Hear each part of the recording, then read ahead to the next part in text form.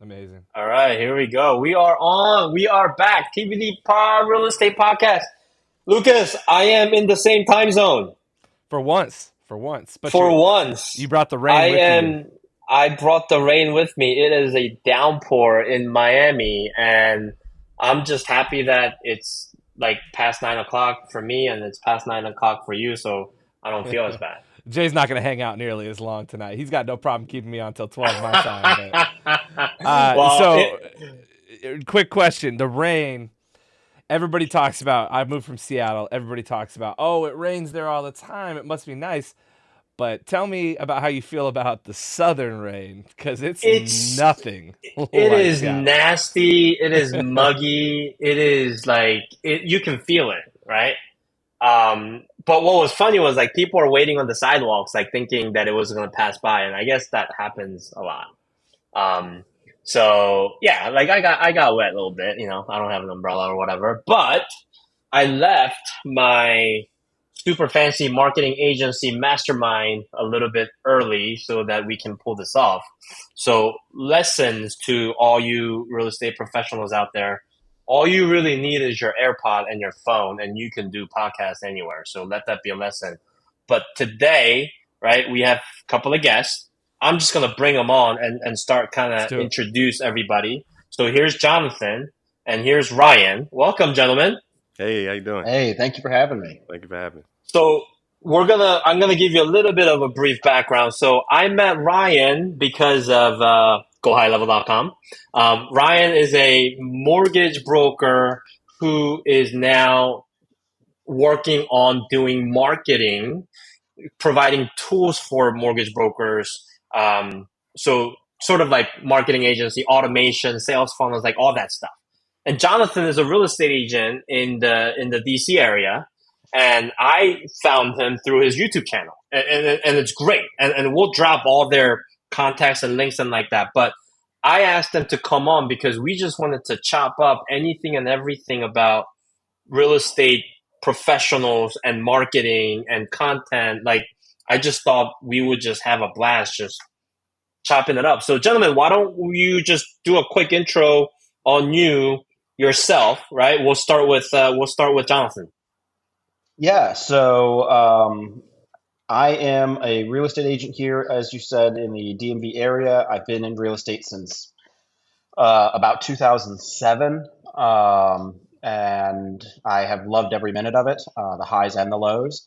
I got started into doing video stuff maybe about 18, 20 months ago. Um, really sort of struggled with it because the motivation was not there, because I wasn't getting business coming in from it. And then once it finally started to hit, it became a whole lot easier to do.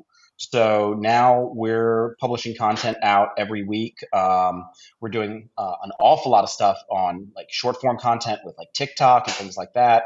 We're dropping 10 to 12 videos every single week on TikTok alone, and we'll see 3 to 4 contacts a week coming in now, inquiring about buying or selling in our local area. So it's been very uh, fruitful for us once we finally sort of figured out what we were doing.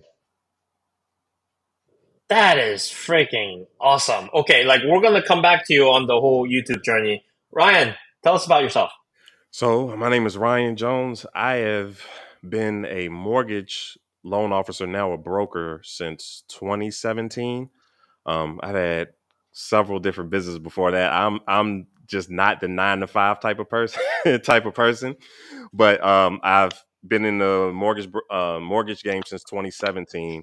I started in about 2018 doing digital marketing. The reason why that came about is because when you come into the mortgage world, and you guys probably know as brokers, because you as realtors, you guys probably got the calls from mortgage loan officers. Let me take you to coffee. I pick up my phone all the time, and I can close deals on time. So that's how they train you to get business, is go beg realtors for business. I'm just not that guy. So that's what kind of led into doing the digital marketing for myself. Then I started doing that for realtors to, again, generate business for the mortgage side. And then I had got a good about 10 realtors that I was doing the lead generation for. And then I was like, I'm providing too much value for free. So then that turned into a full-fledged digital marketing agency. So from 2018 to the end of 2020, I was doing both full-fledged 150%, both the mortgages and the digital marketing at the same time. I think when I spoke to you the first time, Jay, I told you from probably 2018 to the end of 2021, I probably literally every night at the most, I probably got 4 to 5 hours of sleep at the most, because from I about heard 8 that. a.m. to 10 p.m., I was doing all my mortgage stuff. And then from 10 p.m. till about 2 or 3, I was doing all digital marketing, building funnels and running ads. Then the end of 2021, I kind of got burned out. So I brought the digital marketing in-house, then went into the broker side. And now I'm moving into offering basically the system that I had built for myself, offering that to loan officers so they can kind of take that same path that I did. That is awesome. That is awesome. Now, I understand like Jonathan brings something completely different to the table and Ryan is bringing something completely different to the table. But the reason why I wanted you both to be on is like one complements the other. So I have no idea how much YouTube content Ryan has done, and I have no idea what Jonathan has in place in terms of how to efficiently, utilize the content to, capture leads and run funnels and create automation. So I'm looking forward to this being like a real dynamic conversation. What say you, Lucas? I'm so interested in so many things you guys are doing. Jonathan told me before he started that a hole in his roof got him 40,000 views, just no problem today. That's And dope. then, yeah. And then Ryan's talking about making a shift that a lot of people think about making, but never do, which is going from like an agency model to really a SaaS model, which is amazing, offering a product that you can kind of build once and push out to many people. And obviously you got to do customer service and whatnot. But so I think, there's a lot of exciting stuff there just from a business standpoint to talk about, let alone the experience in real estate. So super excited. Right. So, Jonathan, I know, like me being a content creator and marketer for real estate agents, there's a lot of real estate agents out there that basically has a stance on, I know I have to do it, but one, like I'm afraid to do it. Two, I don't even know if it's going to be worth it. So tell us about like how you got started. And I really want to know, like, how long did it take before you were like, I made the right choice? Oh my God. 6 months, 8 months before I figured out that it was the right choice, I guess.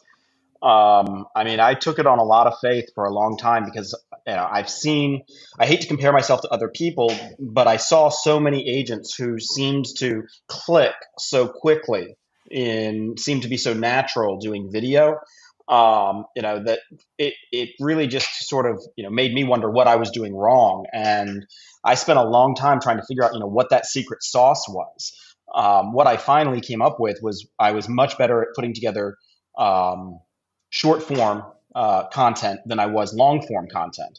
And while we still do long form content because the power of YouTube search engine is absolutely out of this world, um, the short form content brings us in a lot of eyeballs. And if our job is to cast a net as wide as possible, it's really hard to beat the immediate view count that you can rack up on something like TikTok or YouTube Shorts or something like that.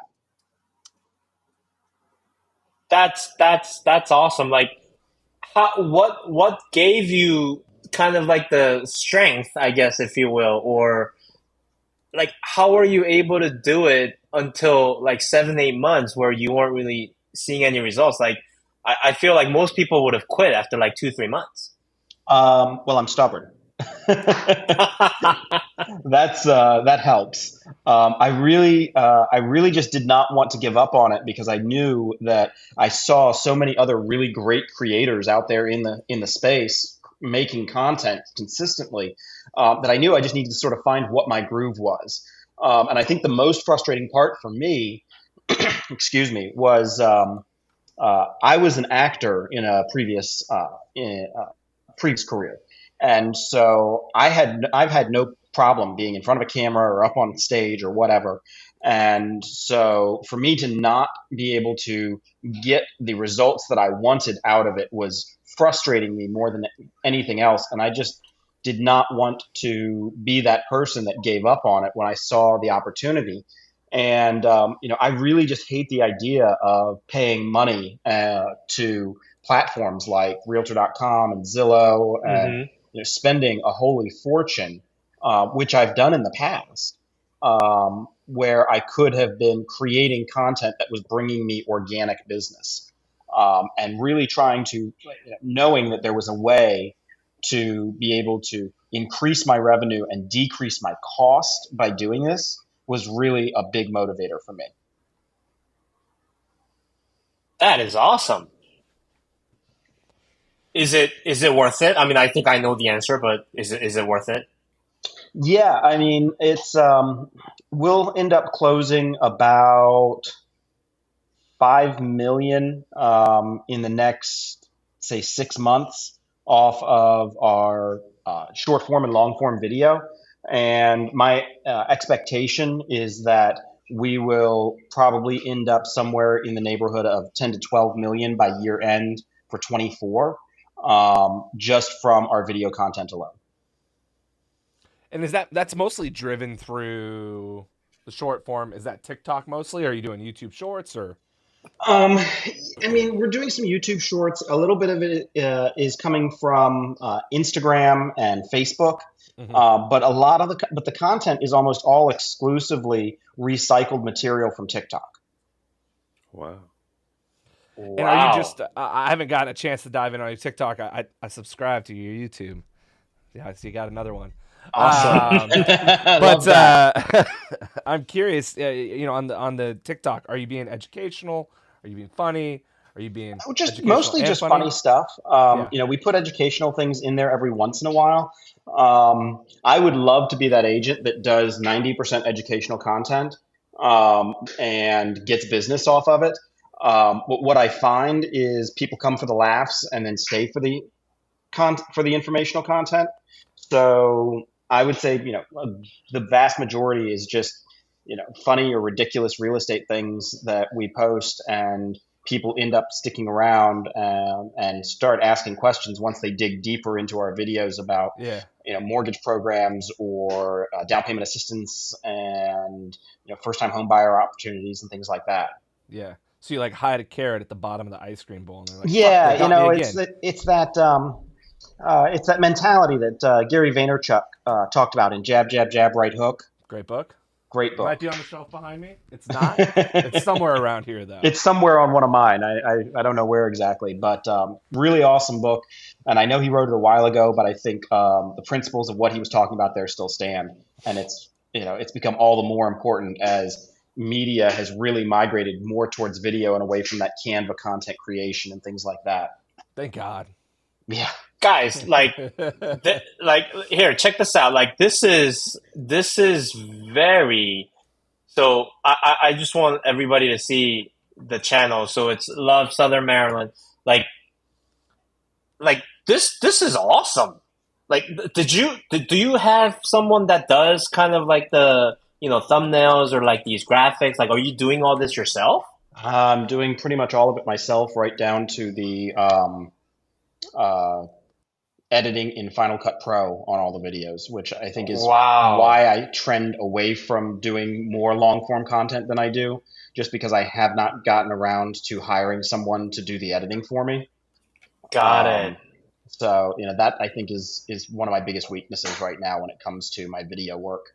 I see Ryan So writing I'm notes sitting here down taking over notes. there. He's like, "All right, let me get this note. see, I'm gonna see. add editing for videos to my SaaS product." I saw it happen. See. Here's the thing. I wanna show everybody just this real quick. Like we're not gonna watch the whole thing. Now, the Capitol Clubhouse But is a 90,000 square foot when recreational I facility. first They've came got rock climbing across, walls, they've got exercise when I equipment. first met Jonathan, basically, I think wasn't it something you posted about like how do I make my background better or something like that, right? So Yeah, I kind of went and did a little bit of a deep dive into like his channel, and I saw that particular video, and I'm not kidding you. I literally learned something about Waldorf, Maryland, and that's when I was like that was good. Like I had no idea that town existed, and I consumed this 9 minute content, and I was like, I kind of feel like I know that place now.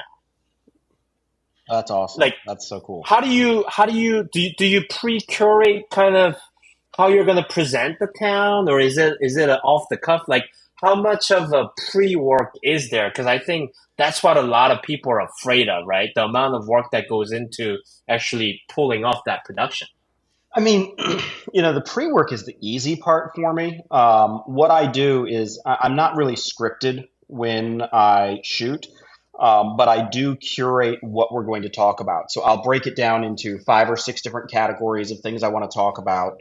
I will figure out in advance, um, what the cliff notes are for each section, Hmm.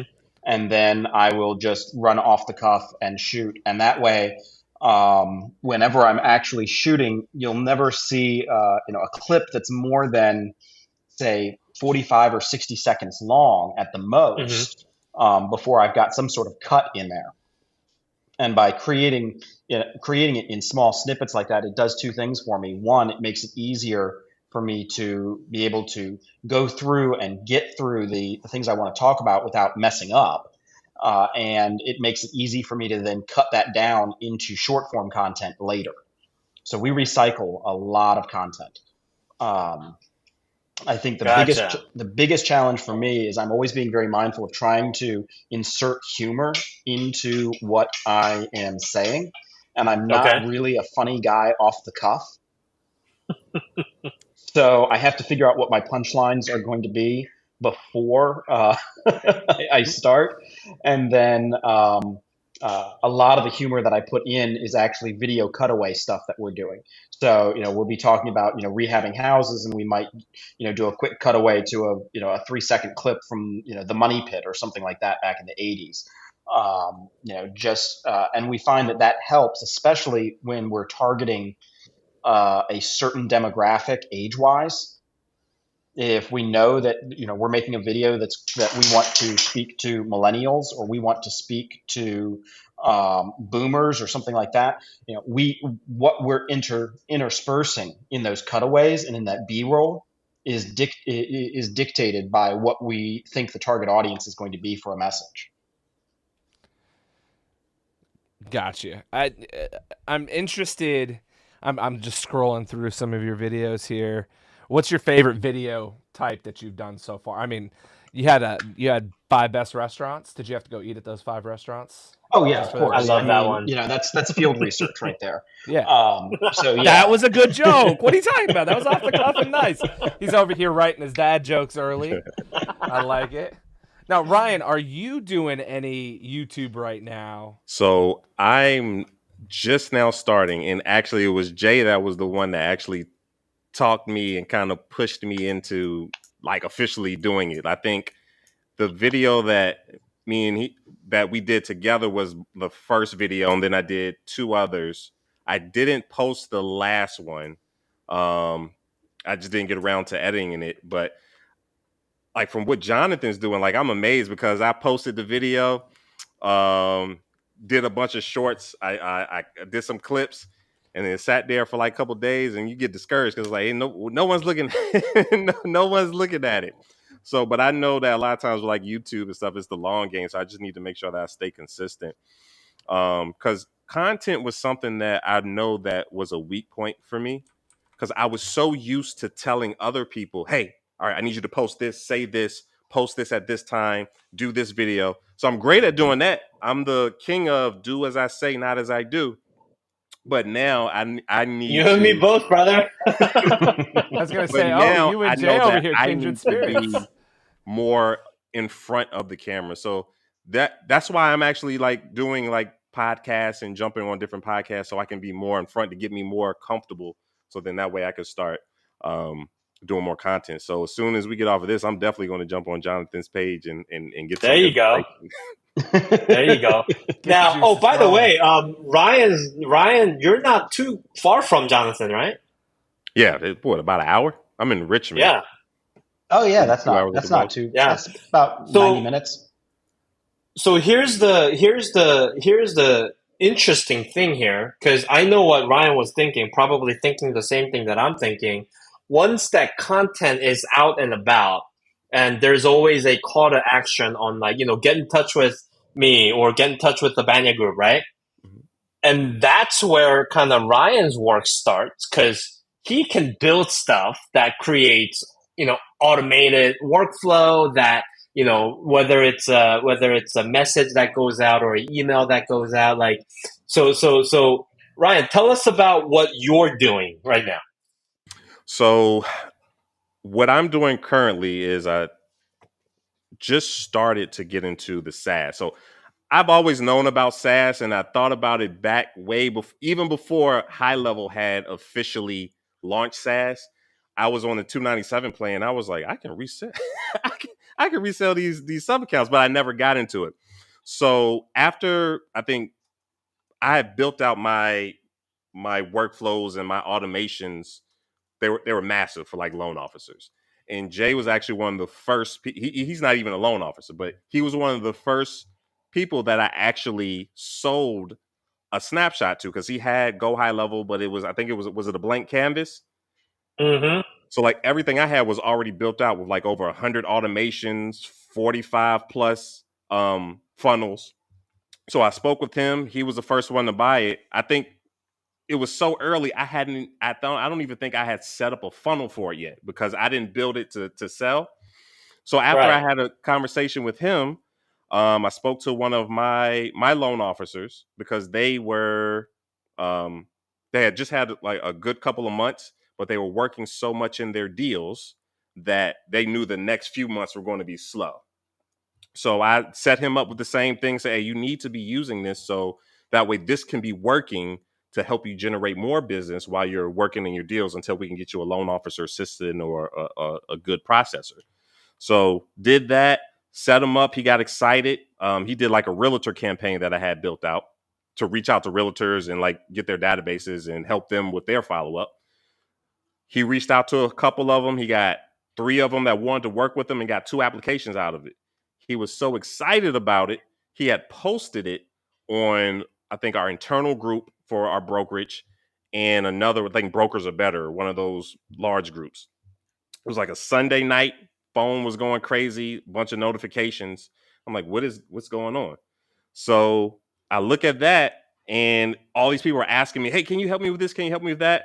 So over that time frame, I spoke to a lot of loan officers and saw the real need, where a lot of them were using Go High Level or High Level, and either they didn't have anything in it, nothing was built out for them, or they just weren't using it at all.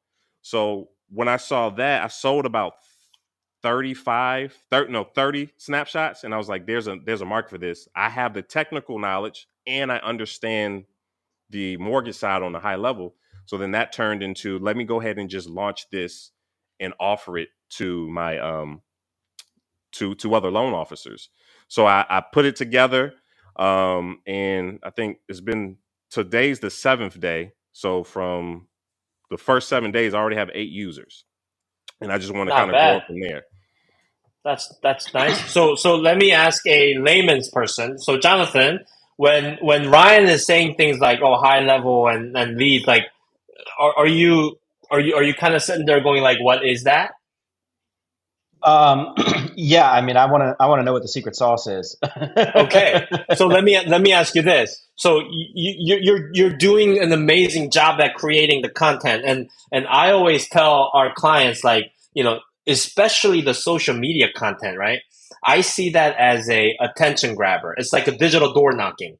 So when you grab your audience's attention, and now you have their attention, what's the call to action for you? where do you lead them to? Is that your website? Is there a landing page or something that you have in place where people can go to find out more about why you do what you do and how you do it? Yeah, I mean, so this is probably where my biggest weakness is. I mean, we do have we do have a website. We have the landing pages set up. We do get contact data from it. Um, our biggest weakness, I think, is what we're doing with that data once we've collected it. Because we have a massive, massive database that we are touching, if we're lucky, 4 times a year. I'm smiling because Ryan, please chime in. All right, so I'm not sure how large your database is, but mine is pretty decent size, like 32,000 over the couple of years that Mhm. I've been doing it. So that's my go-to, like as far as my database has to be touched, whether if it's someone that I did a loan for, if it's my realtors, if it's dead leads. So I have all of that automated, and then especially for like you get a lot of views YouTube and TikTok. Like recently, I don't know if you guys ChatGPT just recently had their dev day, and they came out where you can create your own ChatGPTs. So I was like, let me, I'm always staying ahead because I'm a tech nerd at heart. So I I'm got me. I researching. got me 4 GPTs already. So I'm researching all these different things. I say, well, you know what? Because I was going to do this on the ChatGPT side, fine tuning it, coding it in Python. But now they came out with this. I don't have to do any of that. So I built out a with loan officers and brokers. There's a lot of research where you gotta make sure this fits into the guideline. It may be something that pops out of left field where the underwriter's like, hey, you got to do this, and you got to research it because you might have to fight the underwriter because they're wrong a lot of the time. So now that when they release this, I was like, well, you know what I can do? I can take all the actual guidelines from FHA, VA, USDA, Fannie Mae, and Freddie, put them all in my own custom chat GPT, and then prompt it to where it can answer any of those questions, and a loan officer can give it scenarios, or realtors can give it scenarios, and it will give them the exact answer and cite where it came from. So I built that out on Sunday. Then I put some posts in some of the different groups, and I got, I think, 75 loan officers to opt in to use it. So what I did is I built a funnel. It's basic. Just built a funnel: name, email, phone number. Are you a loan officer? Are you a realtor? Or are you neither? And then they just opt in. So I immediately put a automation behind it that'll send out the first email. Hey, just wanted to give you a chance to double check your spam to make sure that you get the link so you can test out. I called him Morty. Test out Morty. And then like a couple days later, it gets their feedback, and then it's all to funnel them to a webinar that I want to be doing next week.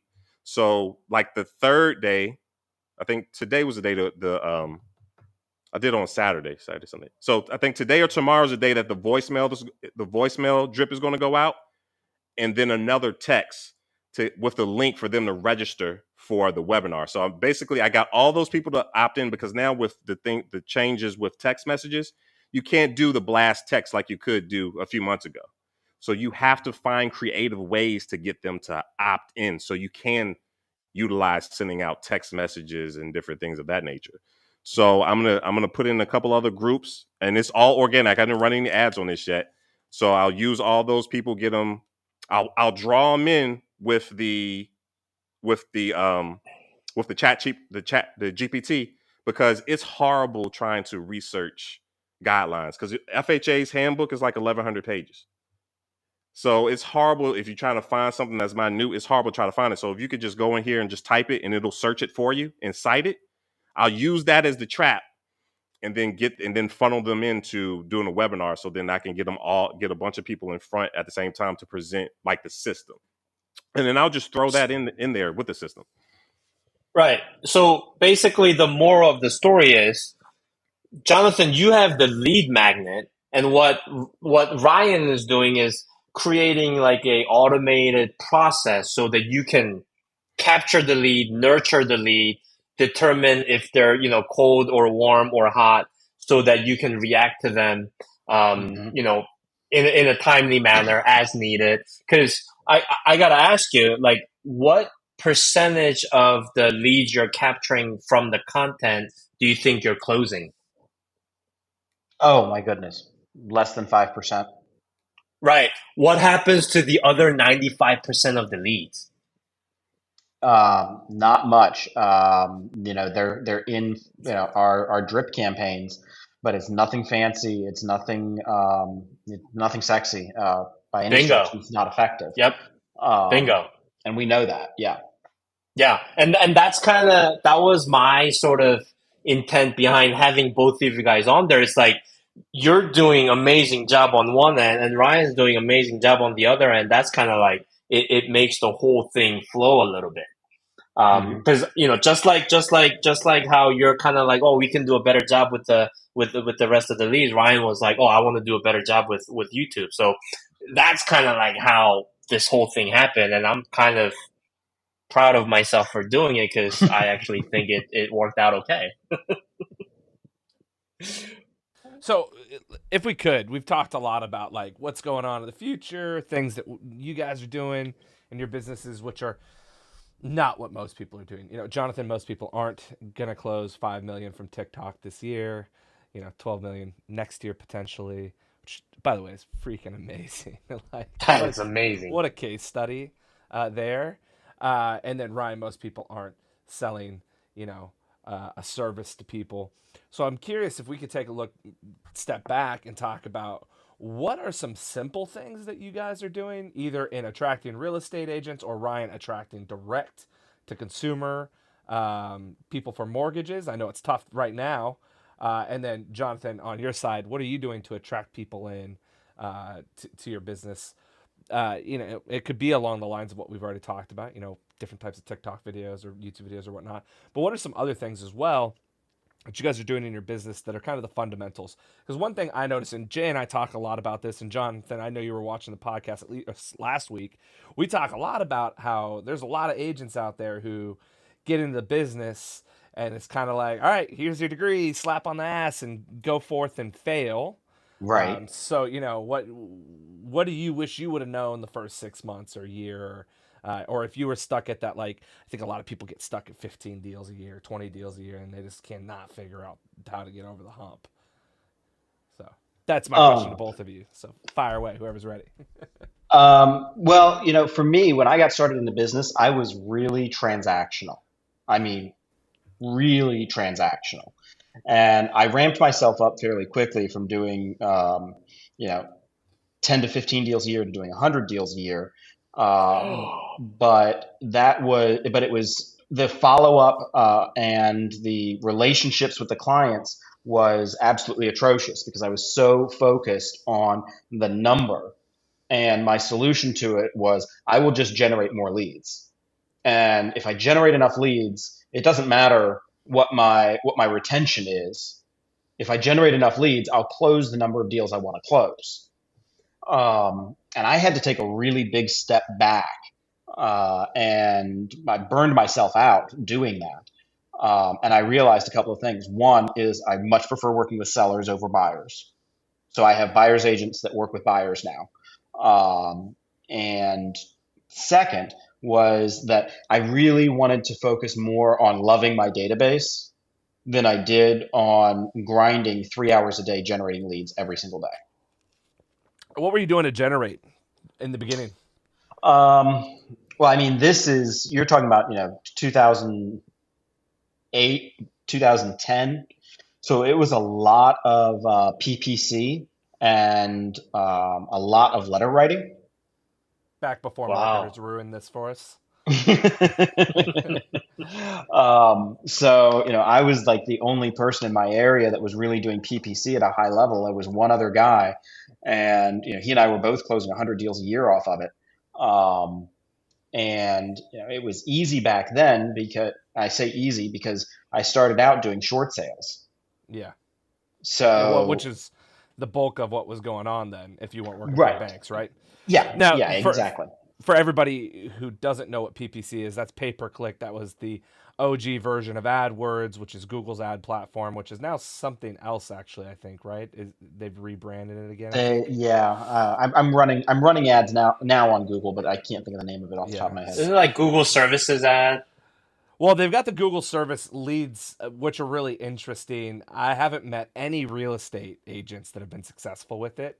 And I don't know if you've seen those, Jonathan. They're this interesting where you're essentially paying Google for the lead. You're going, I'm a real estate agent, and you kind of go through the process, Hmm. jump through the hoops, get your page listed, and then you pay per lead, and you just kind of tell Google, well, I'll pay for this kind of lead. But I haven't like Hmm. it seems at the outset like it would be really good. It seems like Google was like trying to front run Zillow, which seems like they could potentially do that. Front run Zillow, front run realtor.com and all these other sites. It doesn't seem like it's been successful yet. And then the pay per click is where you're literally bidding on it's Waldorf, Maryland. Is that what it Hmm. was? Yeah. It's, homes for sale, Waldorf, Maryland, and you would pay, I mean, probably back then, I've got to imagine sub $2. Oh, yeah. I think I was running. I think I was running like for a converted lead per conversion, not just click. I think my conversion was running $7. Oh my gosh. And you're converting what, 1 in 100, something like that. Oh. Yeah. Well, I was converting two out of 100 is what I would convert back then, and I would get as much as I wanted to spend. So I would, I could get 30 a day. Ryan's over here having a fucking heart Could, attack. could He's you like, imagine if you could have like dripped on those 97 I know. consistently? And that's the beauty of this whole thing that we're in, because if like we're starting to get into a day and age where before hiring assistants, you can create like automation processes where as either a solo agent or a small team, like you can still get a lot of these done. Like that's what's mind boggling. Hmm. Yep. I'm honestly thinking about like just how amazing that would have been. I was not in the business in Oh, 2008. Like I cannot imagine how amazing that would have been to run ads. I got in right when Google or Facebook started doing lead ads. Right, they Hmm. just switched to lead ads, and I was so pumped on that. It lasted all of like 9 months, and then they just. And now with Cambridge Analytica, there's not much you can do on Facebook to and be and and, super duper and successful. Jonathan, question for you. So now that you've gone more relationship driven, nurturing the database and things like that, I'm curious to hear like your experience on. I think your experience is a lot more um, pleasant. When you're Hmm. dealing with existing clients and repeat clients versus trying to close a cold lead all the time. Like, what has like that transition been like?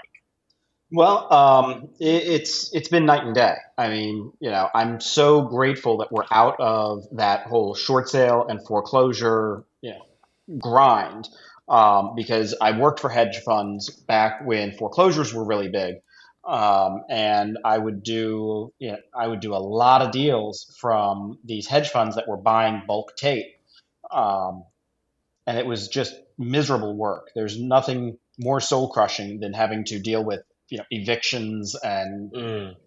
all the things that you see when people abandon properties because they got foreclosed on. So I'm having a lot more fun now than I've ever had. And we do a lot of client events. My wife and I enjoy setting things like that up.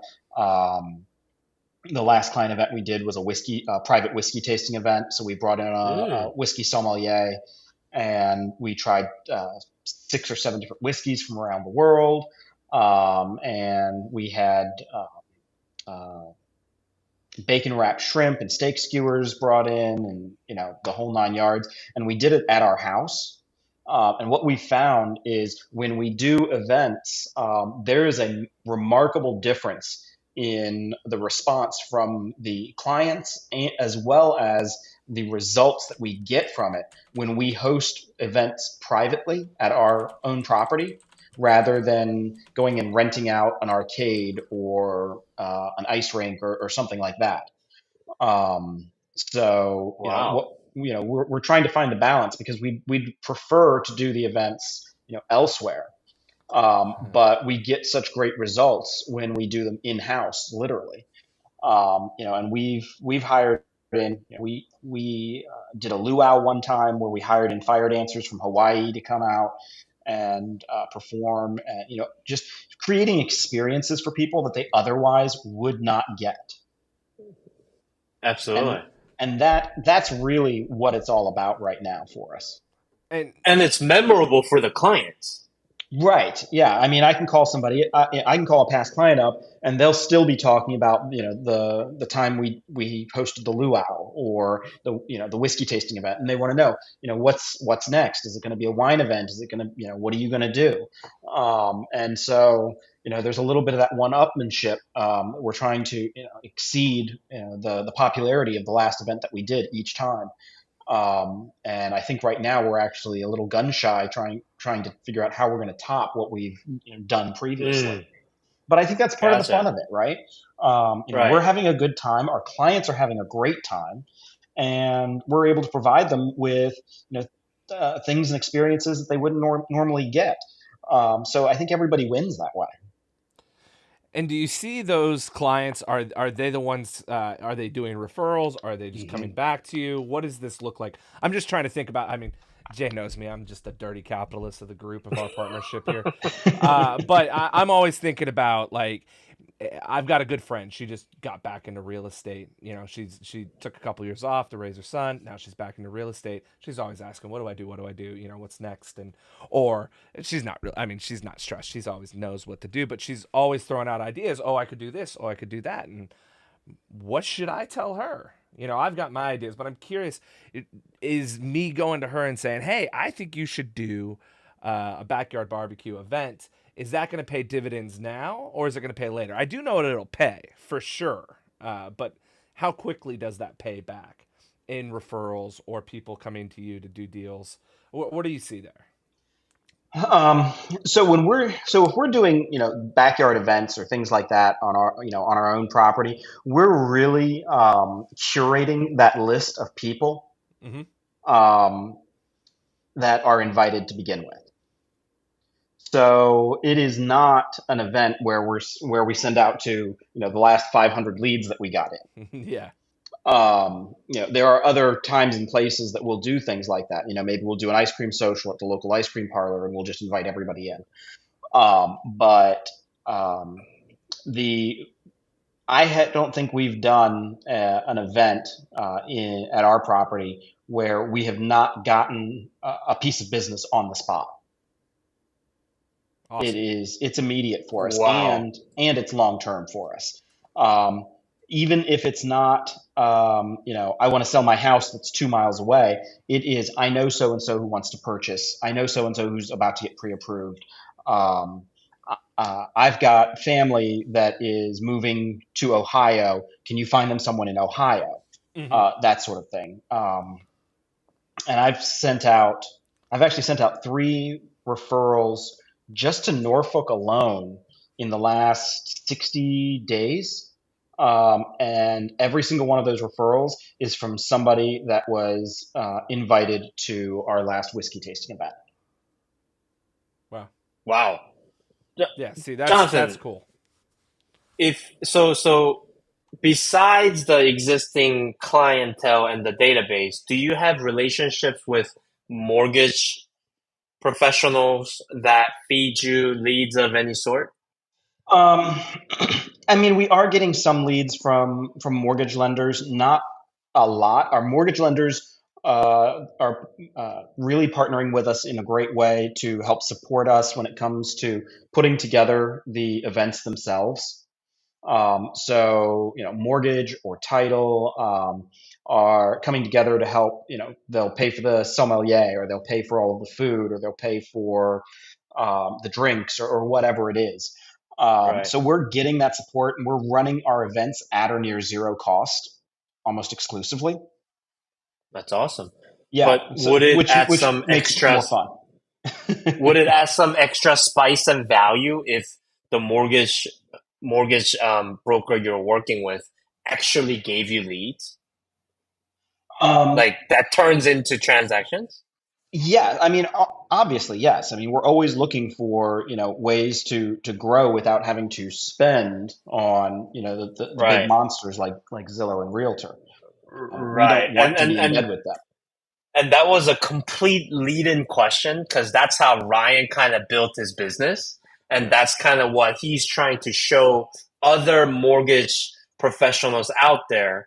So, because when I first met Ryan, I was like, hey, are you busy? Like, this was when everybody was struggling. I mean, everybody's still struggling, but I was like, Ryan, like, are you guys keeping busy? He's like, yeah. I'm like, how are you doing that? Like, how are you? And he's like, I don't go to agents. They come to me because I feed them leads. And I thought that was just so fascinating. Ryan, can you touch up on that a little bit?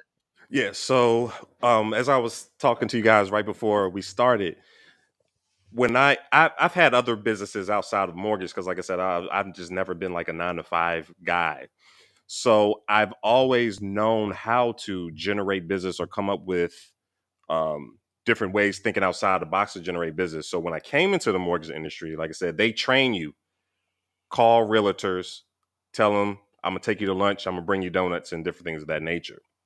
So me, I was like, that doesn't. I mean, it sounds all well and good, but that doesn't make sense because I don't want to put my potential financial future in someone else's hands that they can change their mind at the drop of a hat. Hmm.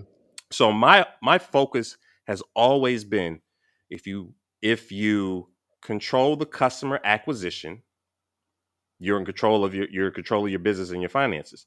So my goal was, now of course, realtor partnerships and realtor referrals are bread and butter, of course, because they're the easiest. They're less work as far as nurturing. It's kind of like that immediate, hey, this person's ready to buy a house. They either qualify or they don't. But I wanted to make sure that I always kept a strong pipeline.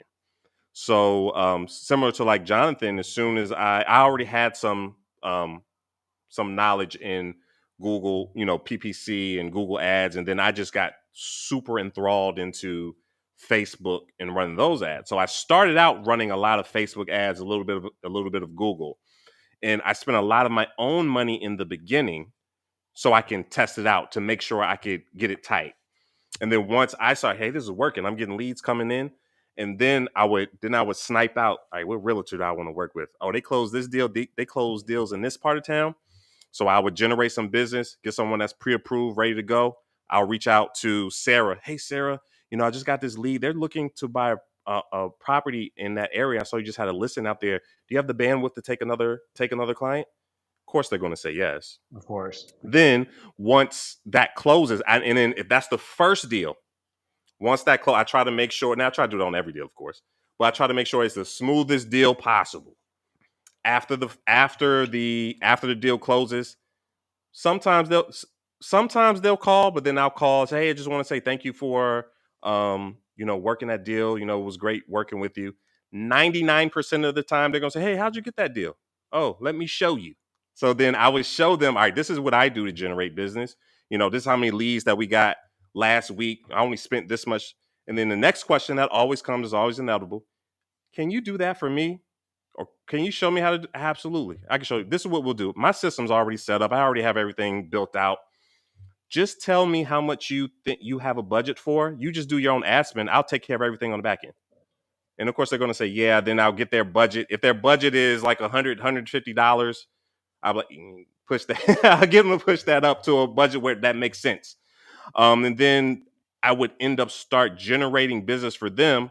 All the clientele would come in. It's all tagged, so I know who goes where.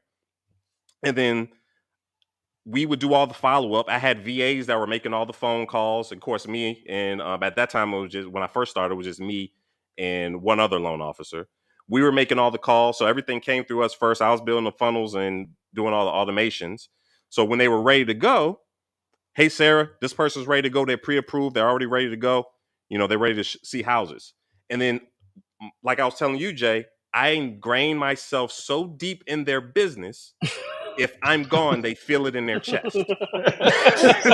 so, so that's always been my goal. You become such an asset that they have no. I mean, this might sound kind of 48 laws of power ish, but that you become such an asset that they have no choice but to, hey, I need to work with Ryan. I want to work with Ryan. He's an integral part of my business. And then I just kept doing that with realtors. So not just with running ads, because I also noticed that a lot of realtors, they may have a large database. I'm talking about realtors that may have been in the business for 20 years. And they may have sold over that 20 years 3,000 houses. But they have this large database, but they're not doing anything with it. So they're leaving hundreds of thousands of dollars on the table, because then they'll see. I remember selling John a house, and he just bought with Rick, because you weren't following up with Rick. The fortune is in the follow up. Mm-hmm. So the other part that made me an asset in my team of assets to the realtors is I knew they weren't going to do it. So I said, you know what? Go ahead and let's get your database. We'll handle all your follow up for you. We'll do it on your behalf. I would give them like I would add them as like someone on my CRM. They have minimal access to things, so they can see if their leads respond to something, they can see it. And then we handle all the follow up. So then, of course, when they were ready to buy something, whether that's a refinance or a new purchase, we would see it more than likely before the realtor would. Then we say, hey, Sarah, such and such is ready to buy a house. We just spoke to them. Go ahead and give them a call so you can go ahead and do your thing. And then that's how we would integrate into the business, and just kept it going from there. This is so crazy. Like, if you're a mortgage broker out there, like, that's so powerful. Like, you become so important in the agent's business that it hurts if you're not there. Like, that automation boss. That's what Ryan is doing. Like, people need to get into it. Speaking of ads, Jonathan, I Googled, I YouTubed your name. Like, I went to YouTube and I searched for your name, mm-hmm. and an ad popped up. Are you actively running ads on YouTube? We are retargeting, yeah. Oh, that's awesome. Have you also been into, like, whether it's TikTok ads or Facebook ads? Do you guys do a lot of social media ads? We run seller ads on Facebook with some success. We're profitable on it. It's not as profitable as we would like, but I think per closed deal is running us maybe $600 per closed deal. Okay. So it's not terrible. I'd love to see that. I'd love to see that back, down to 300 or 400. But we are also we aren't running any ads at all on TikTok or Instagram at the moment. Got it. Our Facebook exposure is very limited. Anything that I'm getting from Facebook is more or less from my own sphere. I think I've got, I don't know, like whatever the maximum is, 5,000 followers or something like that on Facebook, 5,000 friends. So we're really focused on, what we're doing with our Google ads and what we're doing with our organic content on our short and long form. Gotcha. And we didn't mention this, but Banya Group is with EXP, right? Correct. Yeah. Do you guys do you do any type of like value added, training and stuff like that for the agents that's in your ecosystem? So we do for the agents that are on our team. Right.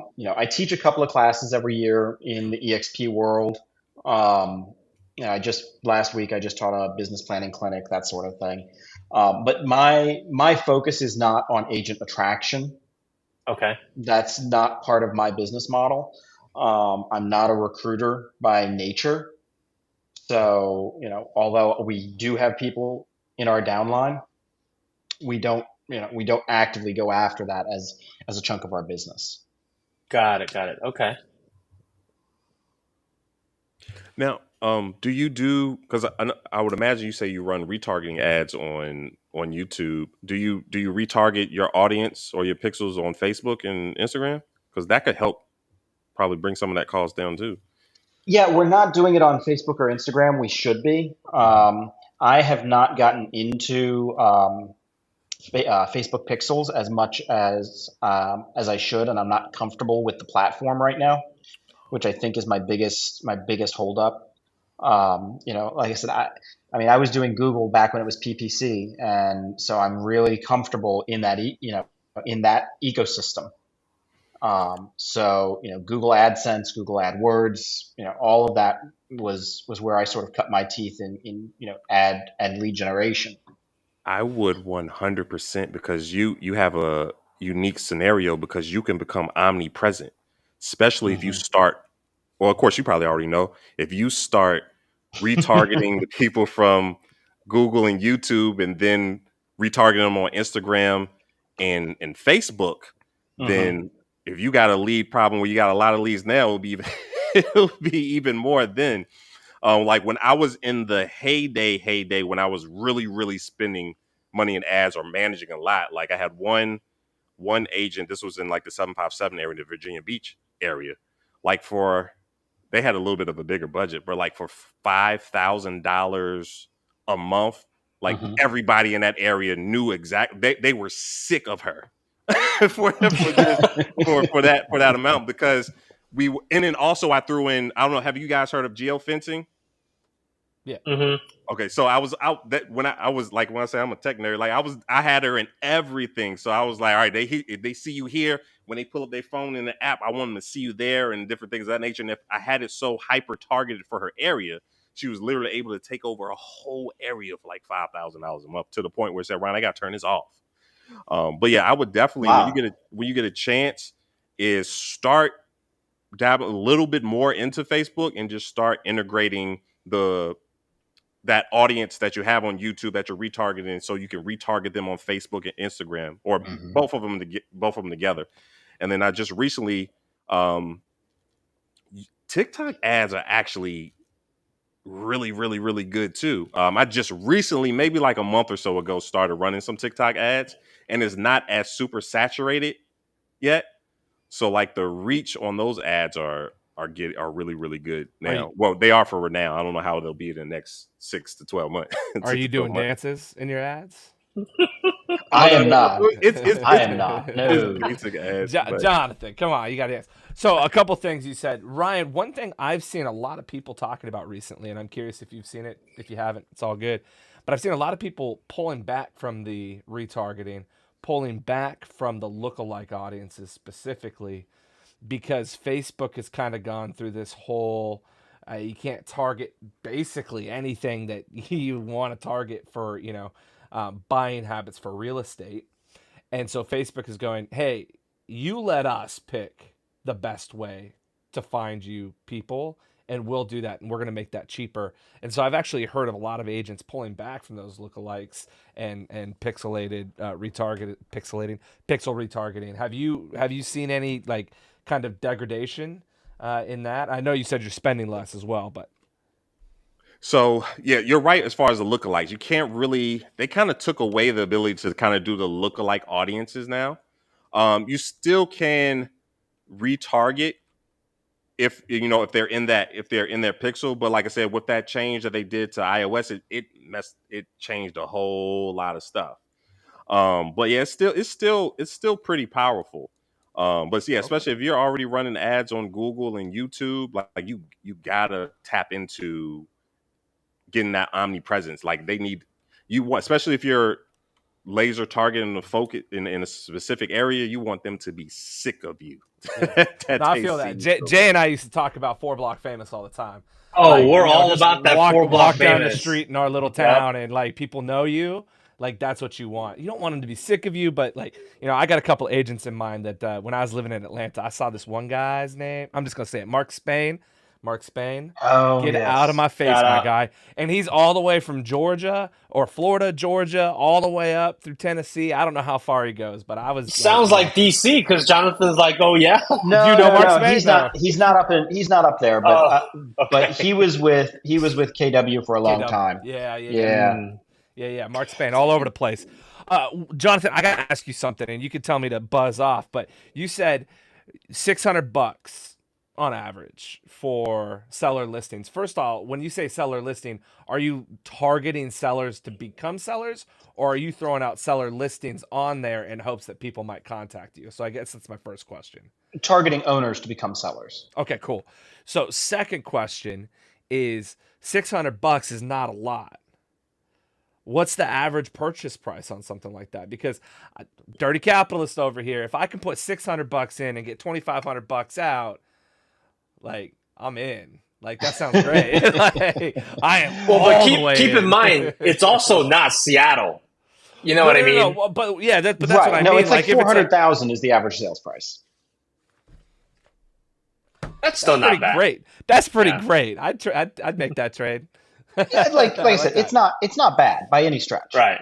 Now, right. when you say you don't trust the platform, are you dubious of Facebook's moral and ethical bounds, or you just don't I'm a dirty trust capitalist yourself? like you. No. We all dirty capitalists. No. It's it's just my lack of familiarity more than Got you. anything else. Got you. Yeah. Because I'm the guy who I don't like to just stroke a check, and and if I get the results, that's great.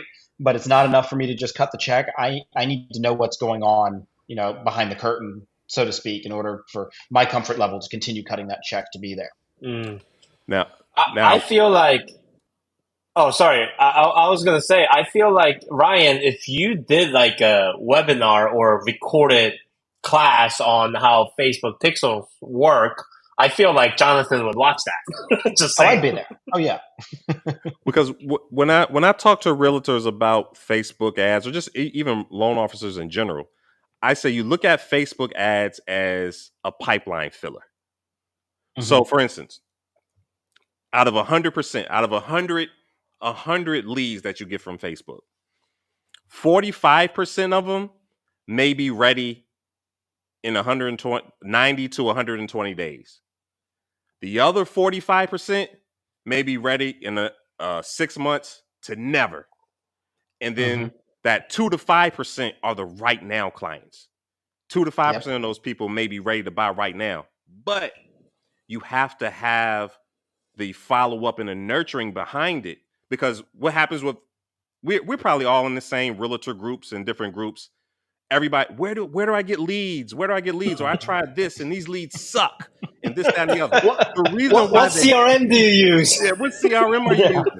The reason, all for the most part, all these leads are the same. The person that was on Google is probably the same person. The person that was on Google was the same person that just went on Zillow. The person that was on Zillow was the same person that probably clicked on your Facebook ad. What the issue is the majority of the people are not nurturing their leads the way they need to be, especially if you're on Facebook, Google, any of them. The first thing is you got to have speed to lead.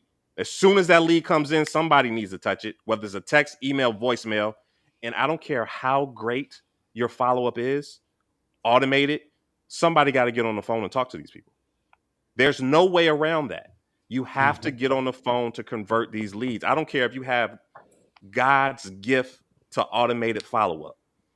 If you don't have someone on the phone to call and talk to these people, it's not going to give you the best bang for your buck.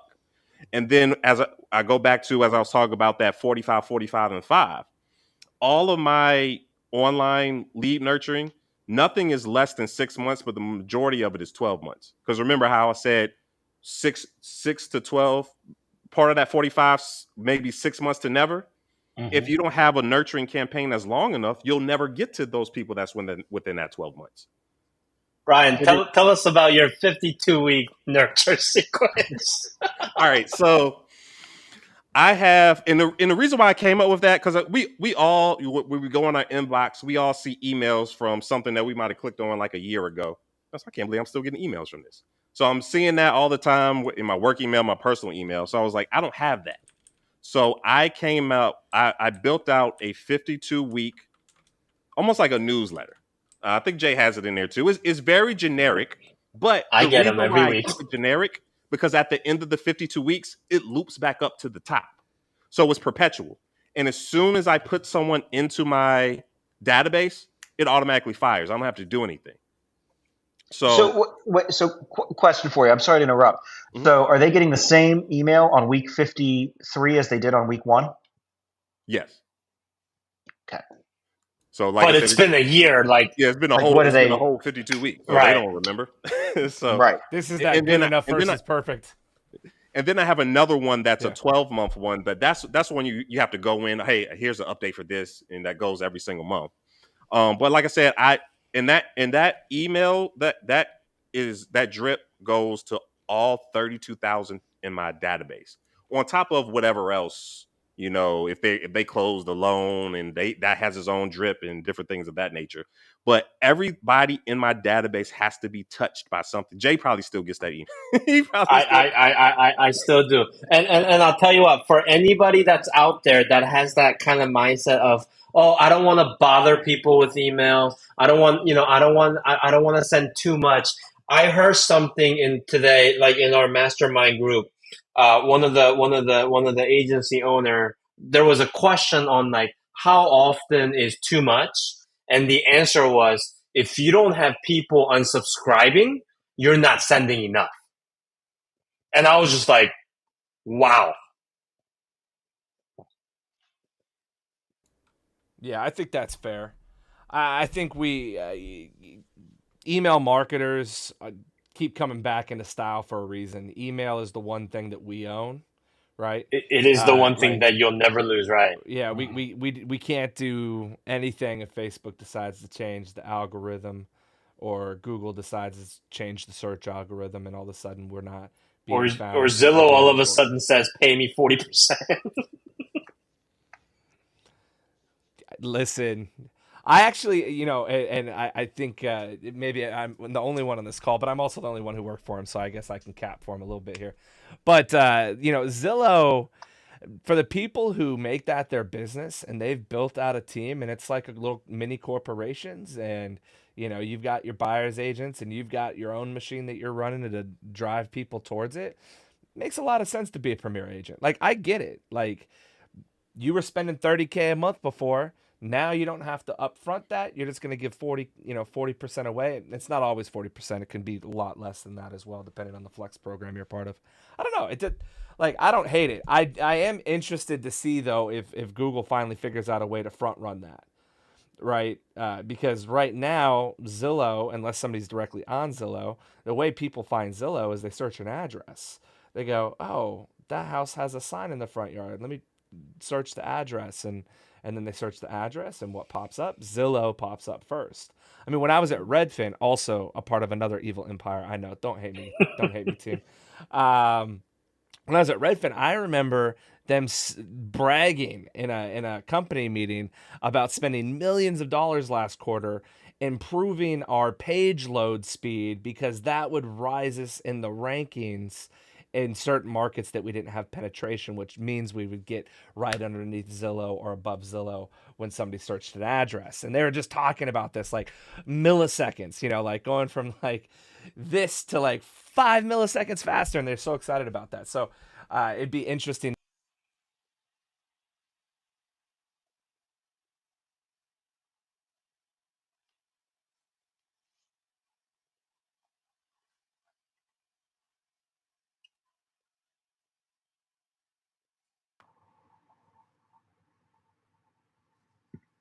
I just got muted. I don't know what happened. I got excited. No, we're good. Jay's like, enough of that. One pushback, Ryan, I would have is, I think there is some interesting things you can do in marketing to people who are ready now, because there's a big difference between somebody who is on Zillow and searching on Zillow actively for a home, and somebody who is typing into relocate or into Google, relocating to Austin or Waldorf, Baltimore, or Waldorf, Maryland, versus somebody who's on Facebook and sees a pretty house and they just Oh can't yeah. help but swipe, right? I'll I love in well, because I'm a mortgage broker, so I probably is a little bit different. But I love realtors that use Zillow because they're those people are that's intent marketing. Like Facebook is interruption marketing. They're not going on Facebook to go look for a house. They're going on Facebook to go stalk their ex or go see what their grandma's doing or what have you. So I love realtors that do Zillow. Like I have campaigns specifically for that because For I stalking your know that ex? most realtors don't have follow up and they're not Checking calling up you. on your grandma. So I was like, let me take care of that for you. So yeah, realtor.com, Zillow. I love the realtors that do that because like those people, a good majority of them, they're going on there because they want to buy a house. Yeah. So we can go in there on the back end and as soon as they click on that link, a text message or email goes out to them to help that realtor get that deal, and then in turn, more than likely, we'll get the mortgage. Because once me or somebody on my team get them on the phone, it's a wrap. Yeah. I appreciate that. I appreciate that right there. Now, I have a question for both of you. It's the same question, and I want to be respectful of time so we can get out of here unless Jay has something after this. But you both are running ads towards customers. Uh-huh. Are you doing it directly from your own pages, or are you creating pages that are specifically for advertising, like Waldorf? I keep saying Baltimore, Waldorf, Maryland. Real estate homes for sale or first time home buyer in Maryland, and then running ads from that. I'm just curious, or are you doing it straight from your regular pages? I don't do it from my page. I have a beautiful Central Virginia homes page, or let's say if Jay's one of my realtors and they want to run it from their page, I'll be the admin on their page. I'll run it from their page. But I have like 15 different Facebook pages. So I don't run ads specific from my page specifically. Then also, I mean, I probably shouldn't be saying this on a live, but then also it helps so I ain't gonna worry about compliance. But but but yeah, I have pages specifically for that's just for marketing. Yeah. Now when I start doing more videos like Jonathan, those branding videos and ads, I will be running from my page. That makes a ton of sense. Yeah. Yeah, my stuff is running from my page. I don't set up specific pages just for the advertisements. I probably should, but I'm not at the moment. Yeah. And one of the reasons I was asking is I've always been curious, like what works best, right? Like there was a time where I was running quite a few ads, but nothing compared to like what it seems like you guys are doing. And I've always been curious, like if it's better to be running a page for like, Super Sick Kirkland Homes or, Jonathan Benya Group, what attracts more. So it sounds like both are working just fine. So there is a, unique solution that can GoHighLevel.com. There is a thing out there that'll provide that custom solution, but we're definitely gonna have to do a part two to this because again, like I think there's a lot of whether it's agents or mortgage, brokers, like there's definitely a lot of people out there that can benefit from the conversation that we're having. Let alone we can all sort of learn from each other. But we do have to be respectful of everyone's time. And oh my goodness, when I'm in Seattle, I'm like, oh, okay, like it's 7:30, like I'm good. But now that I'm like, oh my gosh, it's 10:30. All right. So why don't we wrap with Jonathan? Tell everybody where they can find you, your website, your YouTube channel. What's your preference? How do people get a hold of you? Yeah, so my website is benyagroup.com. I can be found on social media through TikTok and Instagram just as John Benya, Jon. And so I try to keep it really simple. Amazing. Awesome, Ryan. For me, on Facebook is just Ryan C. Jones, and then my Instagram is _mortgage_maverick. And then for YouTube, there's only just a few things on there now, but that's the automation boss, just the automation boss. Love it. Well, gentlemen, thank you so much for your time. After we end the broadcast, please stick around because we got to make sure all our files are uploaded and stuff. But I think there's definitely an opportunity for us to do like a workshop of some sort where Jonathan, you can kind of cover on like your workflow of doing YouTube videos, and Ryan can kind of cover the Facebook pixel and stuff like that. I'm just really excited that we all got to come together. So. With that, what do you got, Lucas? Oh, that's it. I think this is really cool, different than what we usually talk about, and so I look forward. And by the way, next week we're going right back to the NAR scenario. This is going to be interesting. We don't have to. Though I will say, this week I want to get in on that one. Yeah, no kidding. Well, I'll say this week, Jay and I were like last week, okay, let's have some people on. Let's talk a little bit about marketing. Like, this is stuff we don't talk about a ton. And I don't think a lot of people, by the way, talk about it. I see a lot of people hint at it. They don't start giving blueprints away unless you pay $497, right? Like, that's the average in this industry, unfortunately. So I love that we're talking about it and just be able to ask questions. But man, a shit ton of stuff happened this week. Like, oh yeah. The amount of stuff that came out. And just so everybody knows, like the intent of myself and Lucas doing this is we've both been in various different parts of the industry where we're just kind of going like real estate agents deserve better, whether it's better training, whether it's better marketing, whether it's better. So we're just trying to make a little dent to the people out there that's really, trying to get ahead. So, all right, I gotta stop talking. So we're gonna be done with this now, but we will definitely be back for part 2 of some sort, workshop, something.